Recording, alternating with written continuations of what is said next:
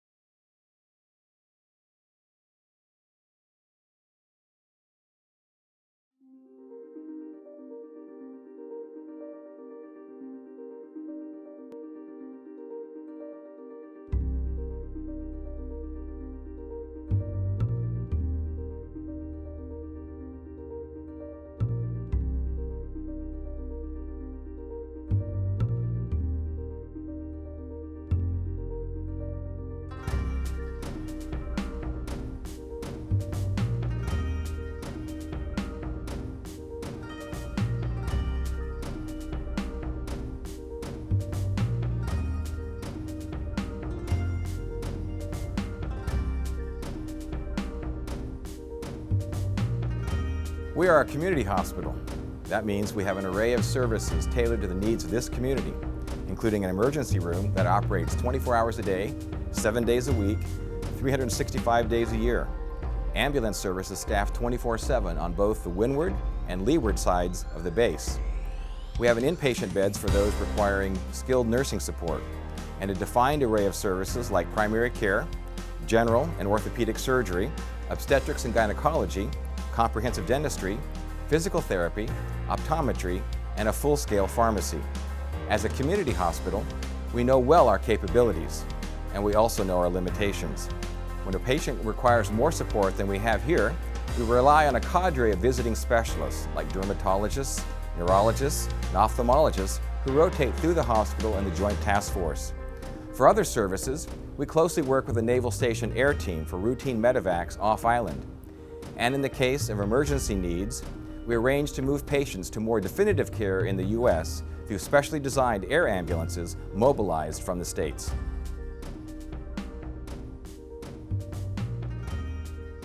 Our galley is actually known worldwide. It's one of those, it's one of the things where whenever somebody says they put love into their food, it's actually, that's specifically what we do here. We put our heart and our soul into the food that we serve here for our patients and for our staff members. My crew is very unique in the Navy, as we have foreign national Jamaicans who are cooking the food, and they are our chefs, and they are just fantastic. So we have a lot of home recipes that we try out here, and we put them on the line, and people really are loving our food. So it's really unique. One of the things is food is a very different topic for everybody, because everybody grew up with a different cuisine growing up. So we change up the menu every couple of weeks so that we can adapt to that. But the main staples that we do have is the Jamaican food, the Latin food that a lot of people are very much used to in our galley now. But we do try to incorporate all the foods that everybody likes from home. And that's one of the very unique things that we have here at the hospital galley, is we cater to the morale, we cater to our sailors, we cater to our clientele, and it's a little bit difficult sometimes being here in a deployed setting, but we like to have a little bit of home here, at least every week, every couple of weeks, and switch it up. About the present. Recently, the emergency room team dealt with 9 patients who came in early morning between 0500 and 0600. 2 groups came in associated with motor vehicle accidents, including a group who crashed in a ditch while on patrol. We also had a patient come in with a myocardial infarction or heart attack, and other patients requiring attention due to illness or injury. All the beds in the emergency room were filled, and our team needed to use some of the exam rooms here in our primary care clinic as emergency spaces. The team handled things superbly for all patients, and the heart attack patient went out on an emergency medevac. The hospital team today, as it has in the past, was ready to meet the needs of each patient with attention to quality and safety. Now let me talk about how the U.S. Naval Hospital Guantanamo Bay is also having an impact across Navy medicine for the future in the very important matter of the safe delivery of babies. Each year, about 25 babies are born here at the Naval Hospital. That's not a great number compared to other hospitals, but each of those babies is precious to their families, so safe deliveries in a remote area like this is our highest concern. In April of 2016, we invited all 4 perinatal specialty leaders here, and they arrived as a team. We were able to engage in productive cross-specialty discussions that would have been impossible to capture via email or video teleconference. The discussions range from provider nursing staffing and competencies, telemedicine capabilities, simulation training, medevacs, and pharmacy services. Face-to-face conversation and eyes-on by the specialty leaders of this unique baby delivery environment elicited questions across specialties that could be immediately answered by all involved parties and offered a venue for discussions on the way forward in real time. At the conclusion of their visit, the specialty leaders expressed how refreshing and energizing it was to be engaged in a proactive effort and not being called on to fact-find after an adverse outcome. The specialty leaders also indicated that potential clinical practice and manning solutions in Guantanamo Bay will serve as a framework for future visits at other remote overseas facilities. They saw the visit as especially fortuitous as they are helping to coordinate preparations for the opening of a birthing center in Iwakuni, Japan, where many of the same challenges will likely be faced. There are so many experiences here that have been rewarding for me. The care for my obstetrical patients and every single delivery here has been incredibly rewarding. The staff that I get to work with on a day-to-day basis has been a tremendous pleasure for me. As a director, getting to be involved in the changes in the hospital and being involved from a leadership standpoint has been a tremendous experience, but also being able to work one-on-one with my junior staff has been incredibly rewarding as well. Recently, one of the patients that I took care of had a baby late in her pregnancy who was positioned transverse. So the baby is lying, instead of lying with her head down in mom's abdomen in preparation for delivery, the baby was actually lying sideways. Obviously, you can't deliver a baby whose head is not facing the right way.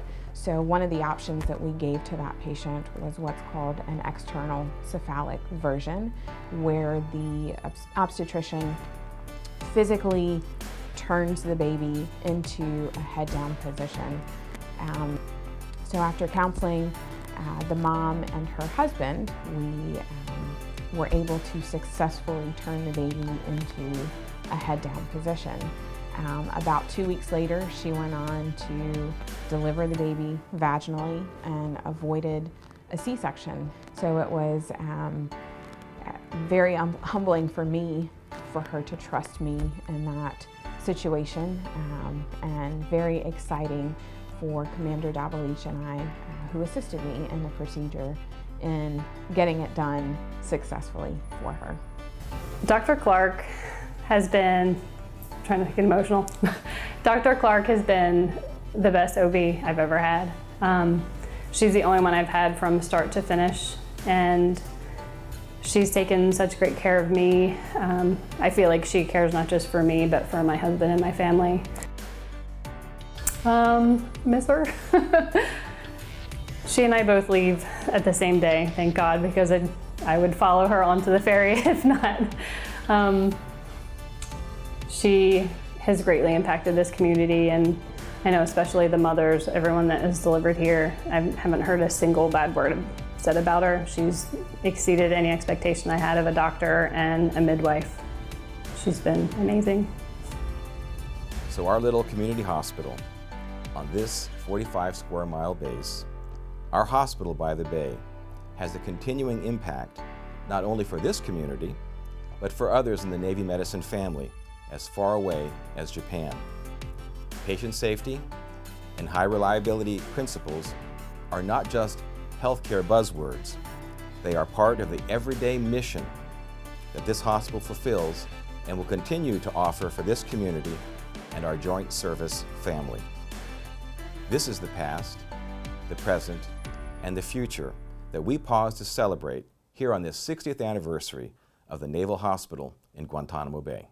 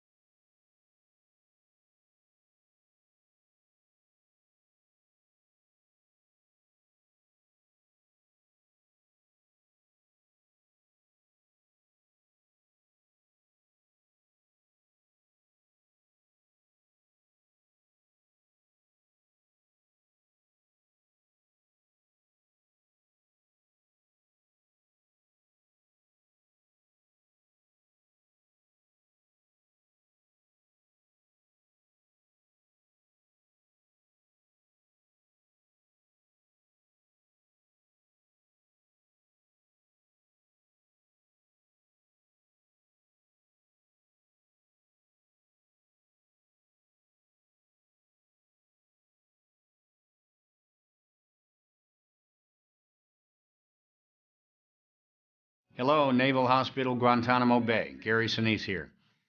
I truly appreciate your service to this great nation every day of the year. But on this very special day, I want to wish you a very happy 60th anniversary. Thank you for treating our nation's heroes with unsurpassed care and compassion. Continue to do the good work you are doing, sustaining your motto, world-class care, anytime, anywhere. Again, happy anniversary to you.